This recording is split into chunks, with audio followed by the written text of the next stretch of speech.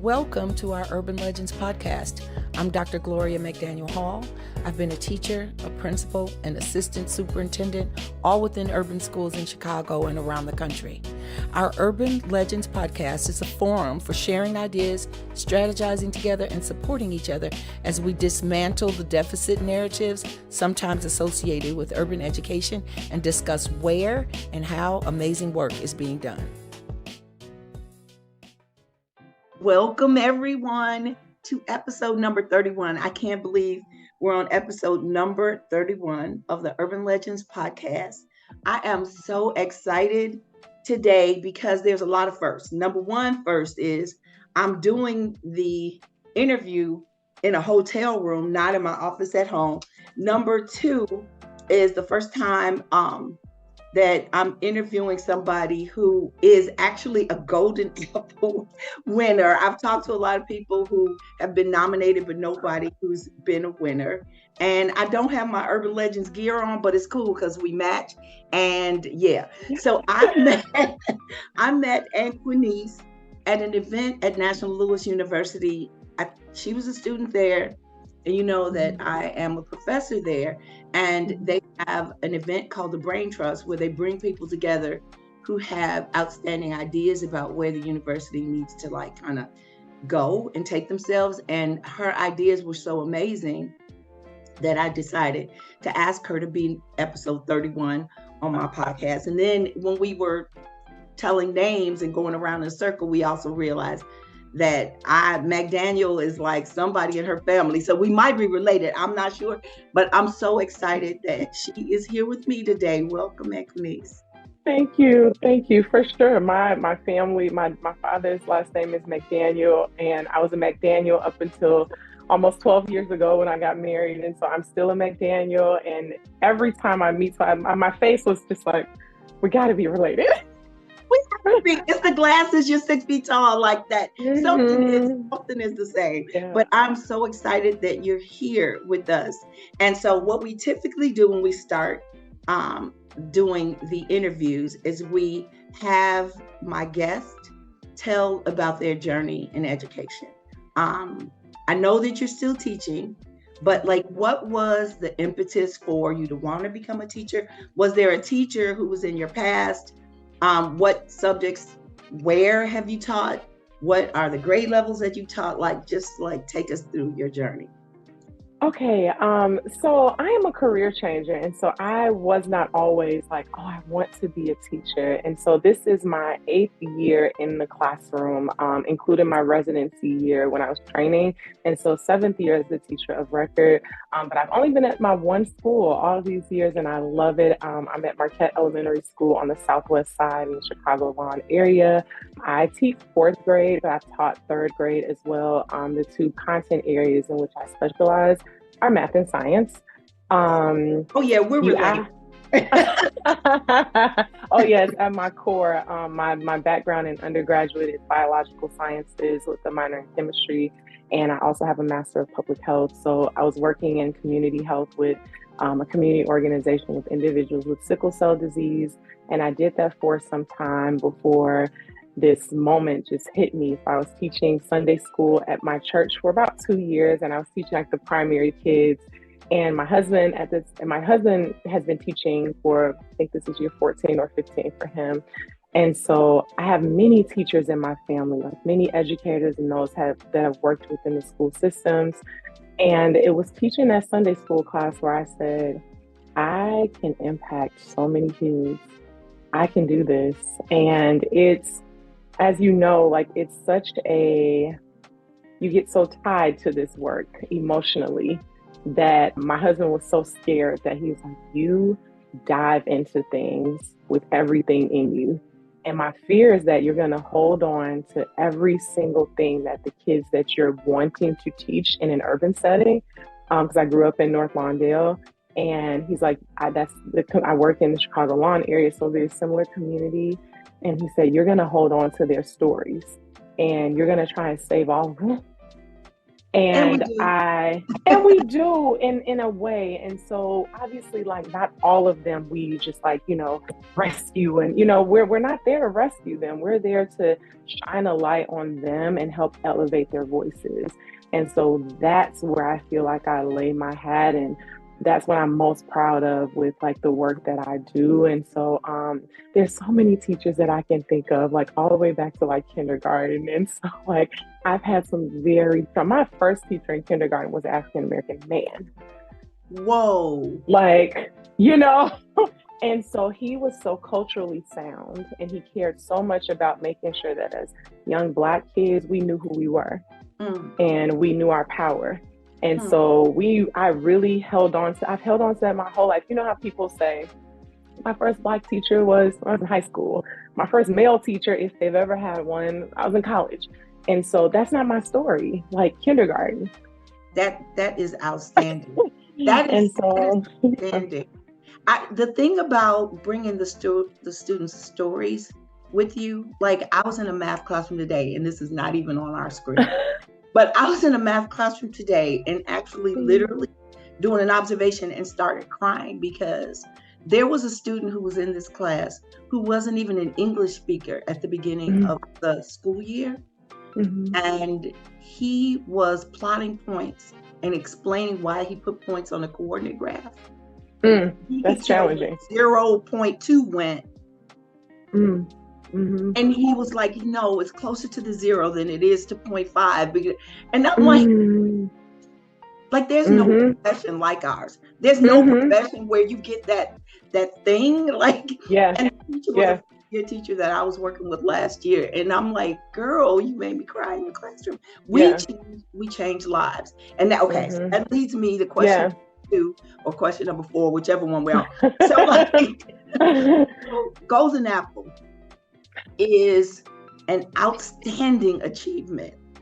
I know, like I said at the beginning, a lot of people who've been nominated. I don't know, and some amazing teachers who've been nominated, and I know that the group of people who are nominated are all amazing. What was that like? And what were do you think the characteristics that you have that ended up being the reason why you were chosen? And then, like, part 2 or 3 of that question is for teachers who are aspiring to that award, what's your advice for them? This is a heavy one, specifically because they're in the phase now where they've nominated and they've notified the teachers and the leaders that have been nominated. And so a few people have reached out to me because a couple of teachers in my school have been nominated now, and they've been asking. And so what was that like for me? When I got the email, like October last year, and I was like, oh, okay. And I've heard of Golden Apple, and I know, like, how big that pool is. So I just was like, oh, wow, what an honor, like, oh my goodness, like, who because they don't tell you. And so you're like, who did this? So you're constantly just saying, thank you to everyone, And so I felt like, oh my God, okay. I looked at the application, and it's interesting because you ask, like, what are the character traits that I feel like I possess that kind of brought me through that and that allowed me to be a recipient now. We're talking about positive self-talk this week in my school with our students in the building. And today we had a conversation that was so rich, that was very affirming for me. And help is going to help me with this response. What energy do I bring into a space? And so we met for the first time, and there was something that I said or did that brought us to this moment. And so I'm always reflective on, like, how I present myself and what's my lasting effect if I never see you again, if I never talk to you again. And it's who I am at my core. My goal is to always leave people with a part of me that inspires them to be a better them. and that maybe I've said something or done something that makes them feel like if she can do it, so can I. Okay. And so, like I said, I grew up in North Lawndale on 13th and Independence. And so if anyone that's going to listen to this podcast knows anything about the North Lawndale area, it can be a very difficult climate to grow up in. And so my parents did the best that they could with us, and they exposed us to as many things as they could. And I knew that I possessed something different even as a child, but didn't know how to manifest that. And as my husband will say, he's like, take up space. And he's told me that since we met in college when he was just a friend. He said, take up space. And there's something about you, and we were just friends. There's something about you that shifts the landscape of every room that you enter, even when you don't say anything. And so I've been known to have like this quiet power. And these are things people have said about me that I didn't know how to put words to. And so being nominated and knowing that I have all of these, like, you know, we all have gifts, you know, and like sometimes we don't see the gift within ourselves, but God puts people in our life that will pull that gift right to the surface, and they'll call it out and they'll name it. And so as a teacher, that's my gift, to call it out and to name it for my students. And so nominated, I get to the application and immediately like doubt and fear overwhelm me. Of course it did. And I'm looking at the questions like, what? No, I don't know how to answer this. And you want me to say it in 300 words or 500 words or 800 words. And what do I say? Like, how do I encompass everything that I've done in order to make me stand out? And so I got very overwhelmed. And I tell this to people all the time. And I feel like even more so in recent months, things come to me in my dreams. And so I wrote the questions down and I tried to like really internalize them. And I woke up in the middle of the night writing responses. And then I would just go back to sleep. Days would go by. I would come back, more responses. And like, so I put down just things. And then I tried to craft that into a sufficient response, or what I felt was sufficient. And I'm very critical of the things I write down, because people read those things and then they form opinions about the things that you said, because now it's cemented and you can't take back what is now in the atmosphere, right? And so I was very like nervous about submitting. And I'm like, oh, some people get nominated. This is an honor just to be nominated. And then it was like, Anquineice, submit it. And you're worthy, and just like affirming, you know, like you deserve this. Someone nominated you. The least you can do is submit the application, right? And so I submitted the application, and I honestly, you know, they tell you like, oh, in the application, we'll reach out to you at this time. Months had gone by and I forgot about it. So you submit the application, three references, or they have to write recommendations and things. And so I chose like my principal, one of my mentors, and a colleague, and all very different interactions, right? And so I knew that they would give very different perspectives of me. And so so I didn't know who nominated me. I submitted the application. I asked for references. I did not ask them to tell me what they wrote, you know, and so everyone gave a different view. I gave my view of myself. Someone nominated me and gave their view, and then I had 3 people that could speak to their experience with me. February came around, and I was having a very difficult time, like personally. I had literally just experienced like a deep pain the night before, to the point that I was like crying and like, you know, like, God, why is this happening to me? Like, I put out all of this like good energy, and I try to do all of the things, and now this, and I'm broken down. I'm broken. And I cry myself to sleep. I wake up like 4:30 every day, and I'm just like, you know, did my meditation, check my email. You're a finalist. I can't. You're a finalist. And so the instant like gratitude that filled me. And I was like, all of the doubt that you weren't worthy in that, all of the things that had just happened like less than 12 hours before, it was for that moment. That moment. And even in the midst of like, oh, you know, all of this, I screenshot it and I send it. Like, I knew I was going to cry because this is what happens, right? You gonna make me cry too. This will be the first time I cried on Urban. And so I screenshot it, send it to my husband, send it to my parents, and no one's up, but I'm sending it like, oh my gosh, don't tell anyone, but this is what's happening to me right now, and just lift me up in prayer and just ask God to like, God, continue to order my steps, you know, and like, I appreciate this moment and just help me to walk in humility as I walk in a calling, because that's what this is. It's a calling. And so I do all the things, you know, the background check, and you send all your headshot and all that stuff in. And now they say, okay, now we're going to do a site visit. What? You're coming to observe me? That wasn't enough. So they observe me, and I have to craft this entire like schedule for them. They're at my school from the moment I get there to the moment I leave. So they're there all day, and they observe my first class. Talk to your parents and all of that. They interview parents. Yes. They interview parents. They interview students. They interview colleagues. They interview your administrators. Yes. And you never know what kids are going to say. Right. And so it was the blindness of it all. And so they come to my class, and I kind of like orient them to the school, because I'm in a really large school. And so I orient them to like how to get back to my room from the space they were stationed for their interviews. And my students the whole time were just like, when do you find out? When do you find out? And I'm like, guys, the site visit is coming. And then we still won't know at the site visit, you know?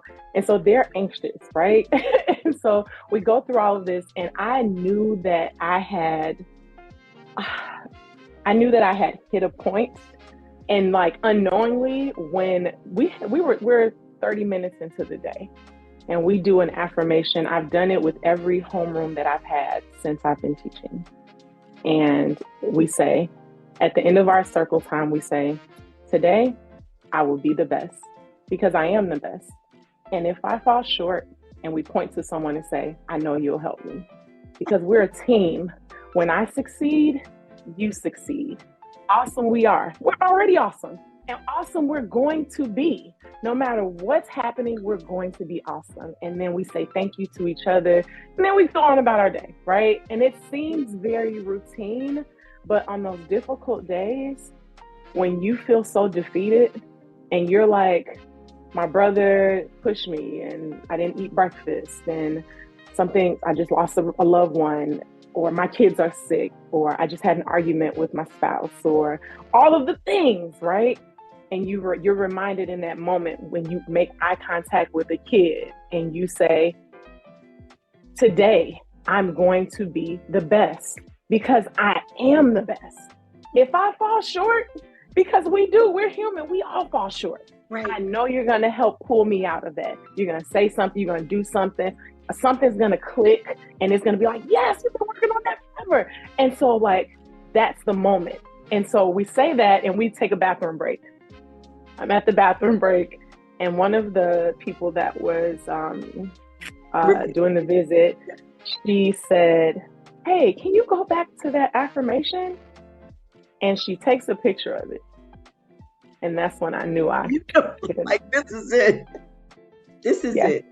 And she hadn't even seen me teach. She hadn't even seen the magic of like teaching, but it's not just in teaching content. It's teaching the human. It's teaching the interpersonal skills. It's teaching how to relate. It's teaching how to overcome. It's all of the things. It's not just she's teaching the math and the science lesson, you know? And so that's what it was. The whole thing that makes me really sad these days about our profession is how much, number one, kids are struggling. It feels like after COVID, and I've only worked in urban schools. That's why I call this Mm-hmm. urban legends, because Mm-hmm. the narrative out here is so negative about everything for the most part that's happening in our schools. Oh, the kids are, this way with their behavior, and the parents are this way. I know for a fact, because every situation I've been in, there of course have been some, instances of things, but for the Mm-hmm. most part, I've seen magic in every single school. Every single Every single school, one. every single school, whether it's this one or two teachers in this building, or there's a leader who creates this magic. It doesn't matter that the building doesn't look like a building on the North Shore. There's magic Mm-hmm. happening in this Every. building.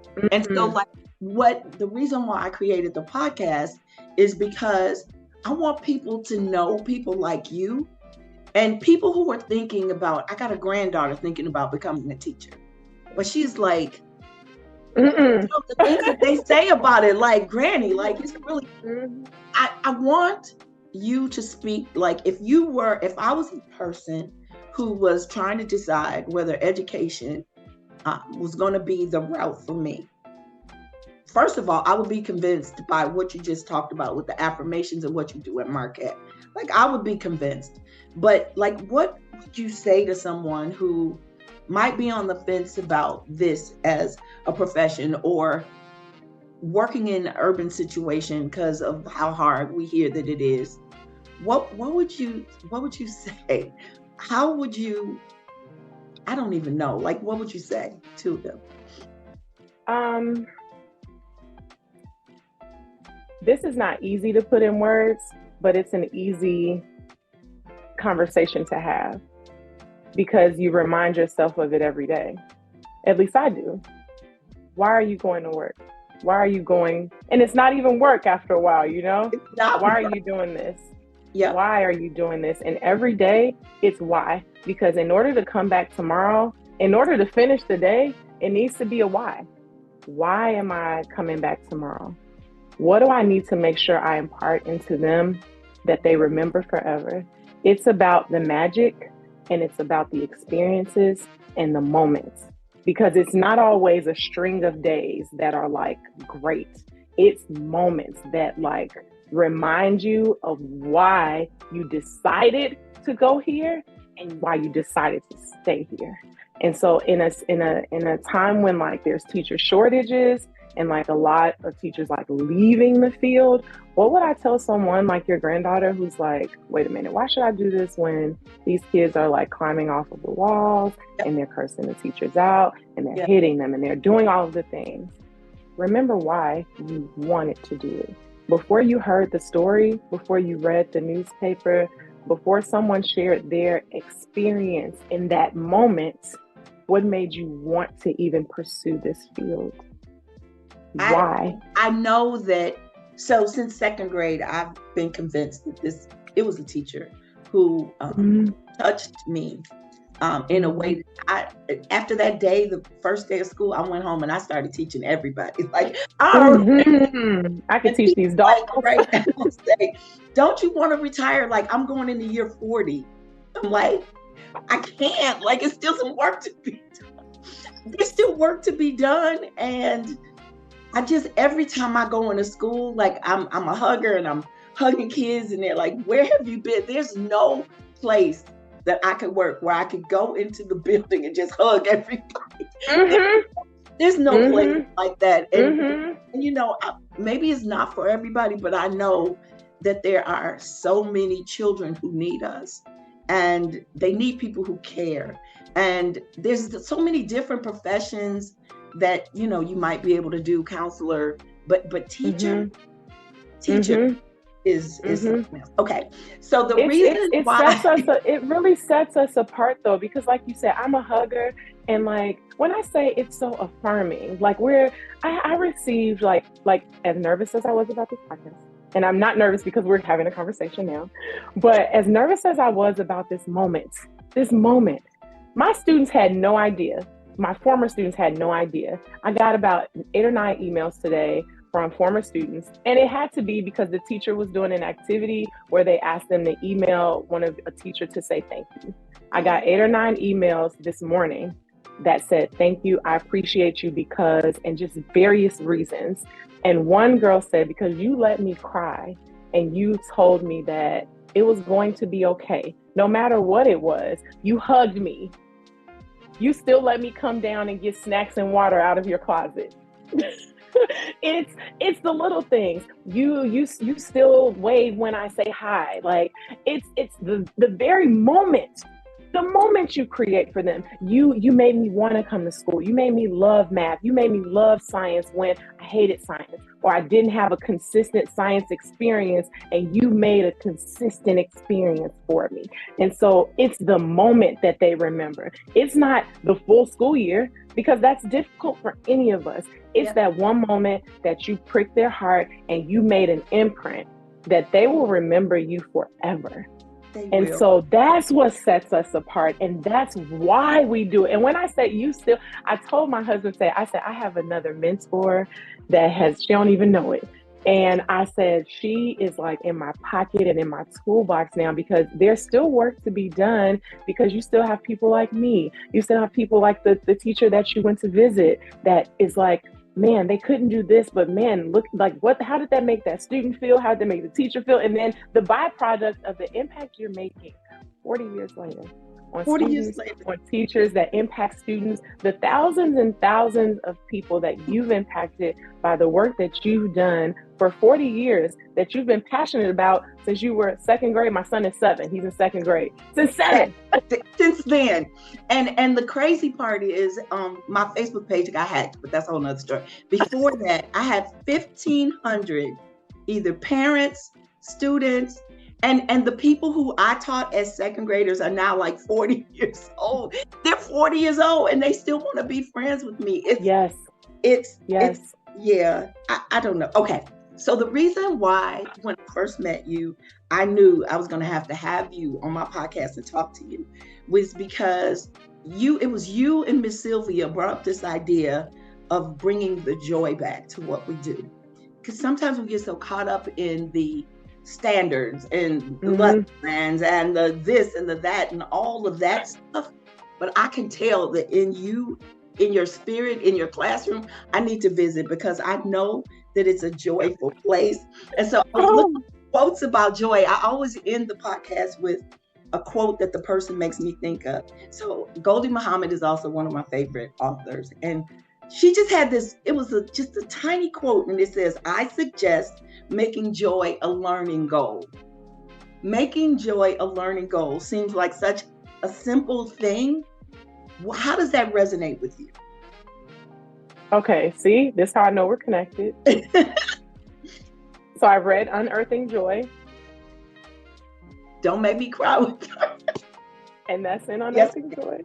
Yes. And she has Cultivating Joy. Genius. Like that. Yes. Genius. Cultivating genius. But it's rooted in joy. Yes.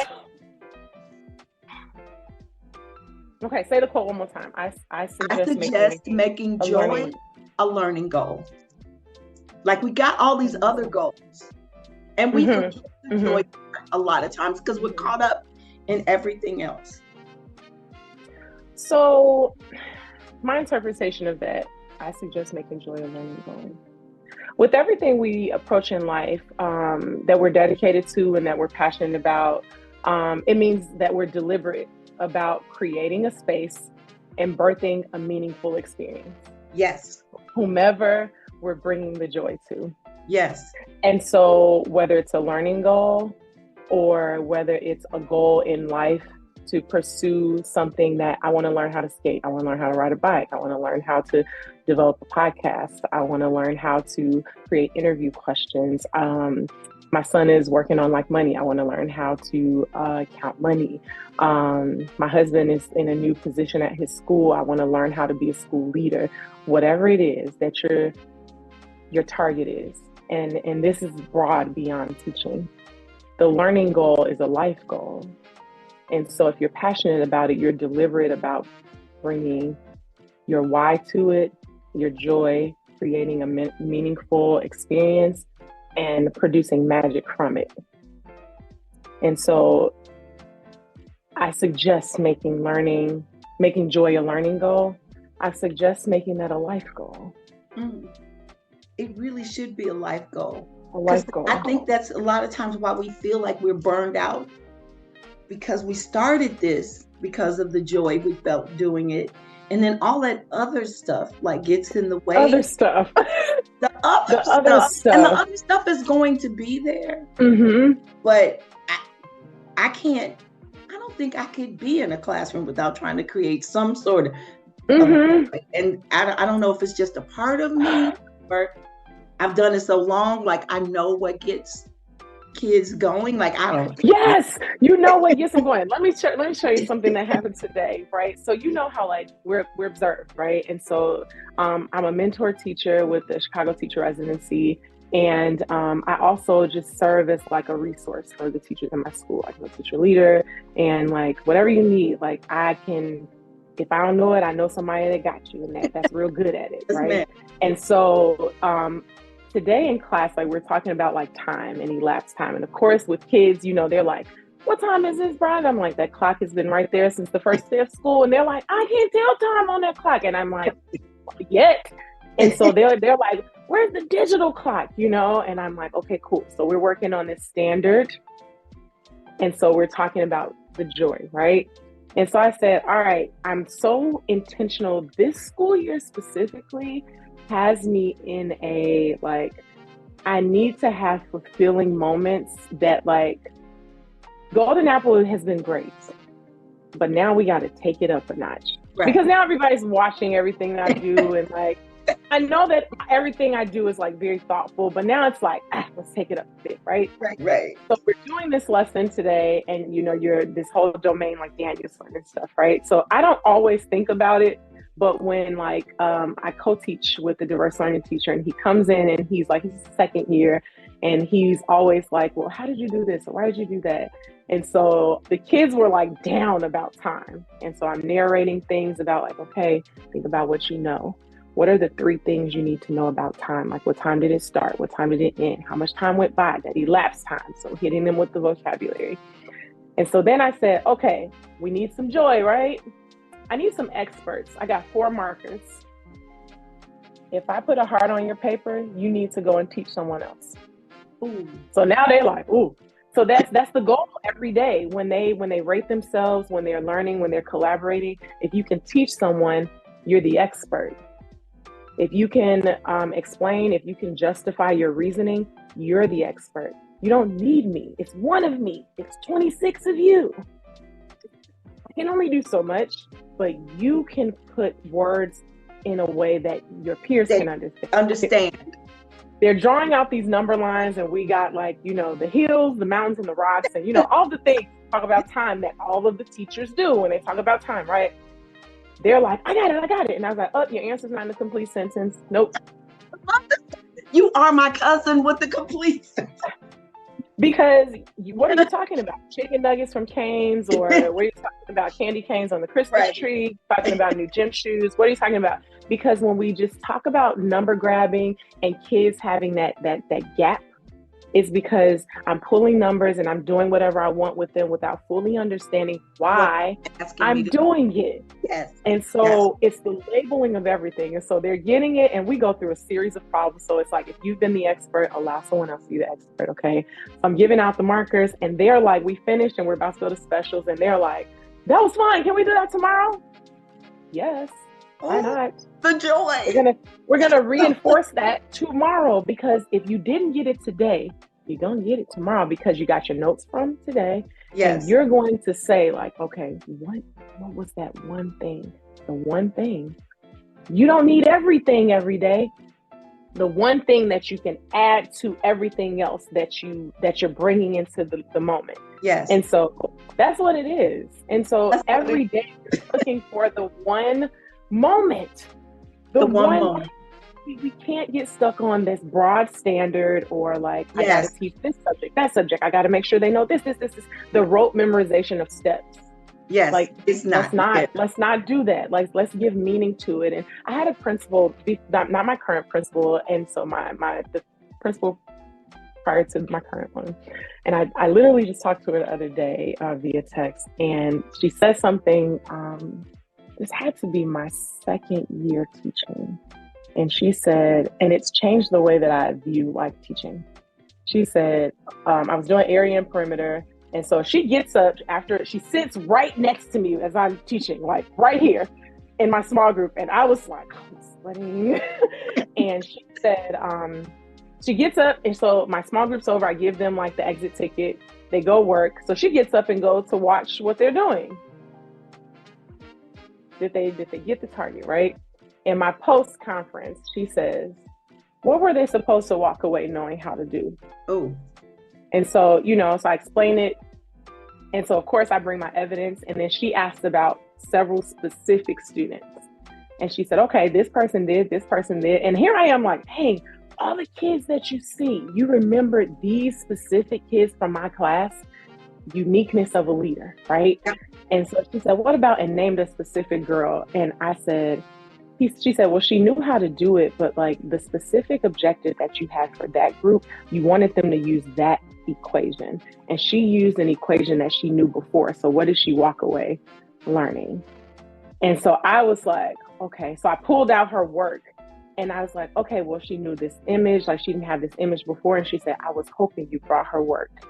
Because in the small group, she could talk about it, but she could never show and explain. And I'm so glad you brought, because that took me from like basic to, whatever the next level, proficient or whatever it was, because she knew how to do before she came to me. What did I leave her with? What did she walk away with different after I taught her? And that has like changed the way that I view my lesson. And so it's like, I have to know you. I have to know your ways. She said, what are they doing and how are they doing it? And so when I'm crafting an objective with joy in mind, what are they doing and how are they doing it? All of the tools are different because every student is different. And so maybe you're drawing out an image. Maybe you're struggling with writing the equation. Maybe you can't figure out like how to explain it in words. And so it's the levels of like in making sure students can name something new as they walk away from the lesson. Love it. And so she changed the way that I teach. I take that with me as a mentor, even as like a teacher leader when they're asking us to like lead different like professional development activities. Those are the things that I always like, the nuggets that I feel like you have to share with the next generation, because it will become about the standard and it will become about things, but it's about the students and their learning and what are they walking away with that they didn't have before they came to you. Yes. And it's also about the way that you're learning and what you're walking away with that you didn't come into the situation with, because like then we become like mentors for the next. So what I need to do is collaborate around this work that I want to do with the real mentoring of new teachers who work in urban school. That's what my dissertation is around, and what people actually need to feel supported as new teachers. Because I think that's why we lose 50% of the people, 30 to 50% every year. It's because they're not having the connections that they need and feeling supported as new employees. And then they leave with this taste in their mouth about our profession. But anyway, you have been an amazing cousin / guest, and I'm so excited that we're now connected. We got to make sure that we do some PD together. I'm going to come to Marquette. Like, I'm going to come on. Idea of joy. Like, we need to bring this. We need to figure out how to bring this back into our profession, because I feel like it's the key. I feel like it's the key. Yeah. Thank you so much, Thank you. I'm so honored. I am so honored. And for those of you that are going to listen to this podcast, I encourage you to go back and listen to prior. I listened to the one with your former students from the Basel. I couldn't think of the other one. That's the other one that was number one. And I was so just impressed. And I know we're wrapping up, but like I was so impressed with the way they remembered you and the experiences that they had all those years later, and how they still take them with them now. Like you remembered something about them, they remembered something about you, which is why 40 years later, this is your new journey and this is your new space to occupy. And so I'm honored to walk alongside you, learn from you, and whatever I can do to, sit at your feet and like learn and receive, I'm so open to doing that, because it is about like, how do we sustain this work?